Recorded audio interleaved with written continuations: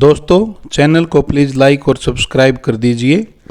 मध्य भारत के जंगलों में सदियों पुराने बहुत राज दफन हैं। उनमें से एक राज खुला सन 1957 में।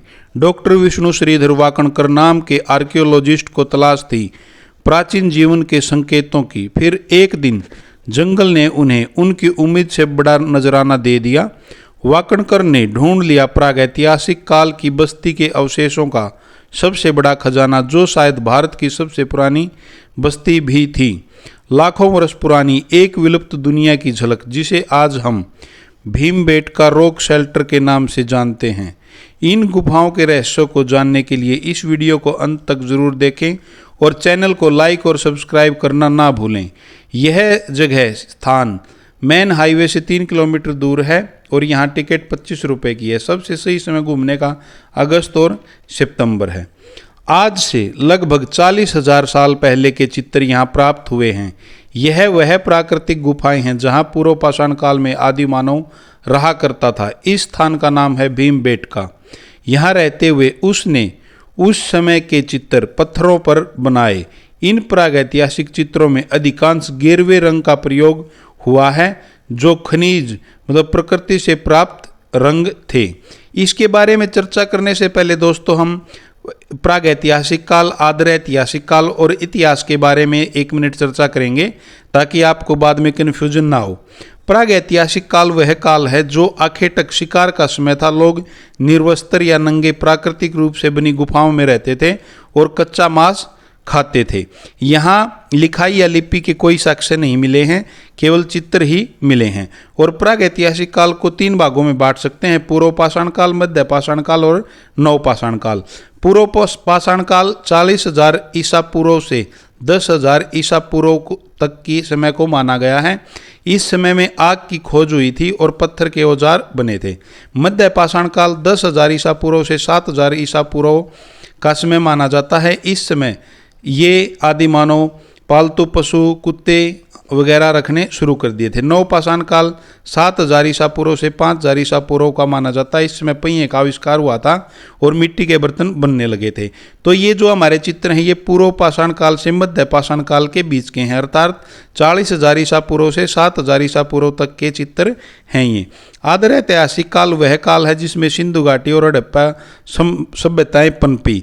कांस्य युगीन सभ्यताएं थी यहाँ, तब तक लोहे का आविष्कार नहीं हुआ था, लेकिन कांस्य का आविष्कार हो गया था। इन आदर ऐतिहासिक काल में चिन्ह मिले हैं जिनको आज तक पढ़ नहीं पाए हैं, क्योंकि इनकी लिपि का जो भाव है वो चित्रात्मक है। इतिहास वहाँ से शुरू होता है जहाँ से हमें ग्रंथ मिलने प्राप्त हो जाते हैं। तो दोस्तों, जिसका हम जिक्र कर रहे हैं वह है भीमबेटका शैलाश्रय। यहाँ जो चित्र प्राप्त होते हैं वह पूर्व पाषाण काल और मध्य पाषाण काल के हैं। इसमें 600 गुफाएं खोजी गई हैं और इसमें मुख्य चित्र ग्राम्य जीवन से यात्रा, हिरण का पीछा करते हुए भैंसा है।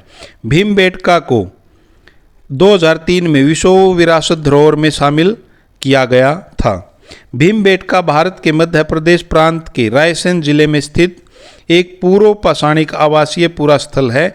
यह आदिमानव द्वारा बनाए गए शैल चित्रों और शैलाश्रयों के लिए प्रसिद्ध है। इन चित्रों को पूरा पाषाण काल से मध्य पाषाण काल के समय का माना जाता है। ये चित्र भारतीय उपमहाद्वीप में मानव जीवन के प्राचीनतम चिन्ह हैं। यह स्थल मध्य प्रदेश की राजधानी भोपाल से महज 45 किलोमीटर की दूरी पर स्थित है। इनकी खोज 1957-58 ईस्वी में डॉक्टर विष्णु श्रीधर वाकणकर द्वारा की गई थी। यहाँ पर अन्य पुरावशेष भी मिले हैं, जिनमें प्राचीन किले की द्वार, लघु स्तूप, पाषाण निर्मित भवन, शुंग, गुप्तकालीन अभिलेख, शंख अभिलेख सम्मिलित हैं। ऐसा माना जाता है यह स्थान महाभारत के समय भीम से संबंधित है एवं इसी से इसका नाम भीमबेटका पड़ा। ऐसा मानते हैं कि जब पांडव वनवास के दौरान कहीं कहीं रुके थे, तो यहाँ और पंचमढ़ी में भी पांडव ने कुछ समय बिताया था। ये गुफाएं मध्य भारत के पठार के दक्षिण किनारे पर स्थित विंध्याचल की पहाड़ियों के निचले छोर पर हैं। इसके दक्षिण में सतपुड़ा की पहाड़ियाँ प्रारंभ हो जाती हैं। पूर्व पाषाण काल में ये आदि मानव इन गुफाओं में सुरक्षित थे। इस काल में आग का आविष्कार हो गया था। ये जंगली जानवरों का शिकार करते थे और खाते थे, क्योंकि इस समय तक खेती की शुरुआत नहीं हुई थी।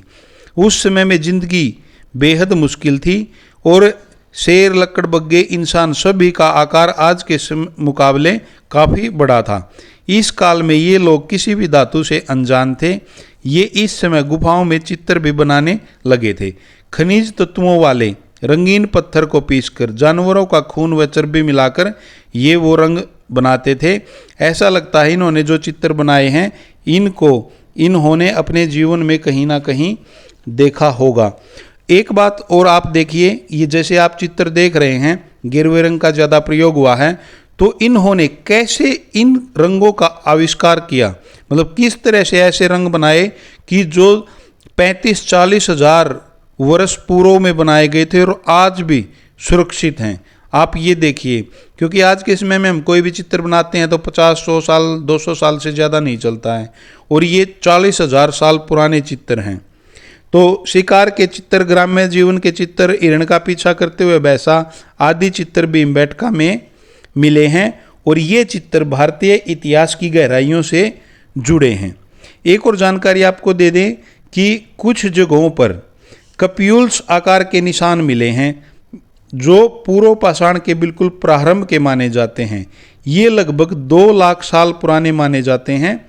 भीमबेटका को देखकर यह अनुभव होता है कि उस समय में आदि मानव कैसे इन खुली गुफाओं में कठिनाई से जीवन व्यतीत करता होगा, क्योंकि आप देख सकते हैं बिल्कुल खुली हैं गुफाएं, सर्दी भी आती होगी, ना कपड़े थे पहनने को, केवल आग का आविष्कार था, ना औजार थे, जंगली जानवरों के आक्रमण का भी खतरा रहता होगा उस समय।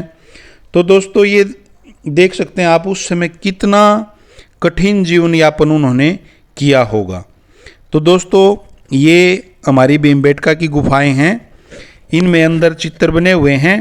ये जैसे आप देख सकते हैं बहुत सारे चित्र हैं उस समय के।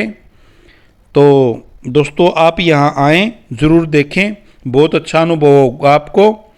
मध्य पाषाण कालीन चित्र हैं, और ये मध्य पाषाण और पूर्व पाषाण आपको समझ में आ ही गया होगा, क्योंकि बता दिया था शुरू में ही, कॉन्सेप्ट क्लियर इसीलिए किया था कि ताकि बाद में कोई समस्या उत्पन्न ना हो, आपके दिमाग में कोई समस्या ना हो, सारा कॉन्सेप्ट क्लियर हो जाए। तो यहाँ ज़रूर आइए, और अगर आप हल्की बारिश के मौसम में यहाँ आएंगे तो बहुत अच्छा लगेगा, क्योंकि चारों तरफ ग्रीनरी होगी, झरने होंगे, और पहाड़ तो ये हैं ही यहाँ पर। तो इसलिए आप आ सकते हैं। वैसे किसी भी मौसम में आप आ सकते हैं यहाँ पर। सुबह 9 बजे से काउंटर स्टार्ट हो जाता है, और यहाँ पर आप आएंगे तो आपको एक अलग ही अनुभव होगा कि कितने प्राचीनतम समय के ये चित्र हैं। आप देखेंगे तो भाई ये देखें, गेरुए रंग का ज़्यादा प्रयोग हुआ है उस समय पर, जो ये रंगीन पत्थर को पीसकर और जानवरों का खून और चर्बी मिलाकर ये पत्थर बनाते थे। और ये जो आप देख रहे हैं भाई, ये टर्टल रॉक है। जैसे आप जाएंगे तो बिल्कुल बैक साइड में जब चले जाएंगे तो आपको ये देखने को मिलेगा। चैनल को लाइक सब्सक्राइब करना ना भूलें और बेल आइकन को दबा दें। Thanks for watching this video. धन्यवाद।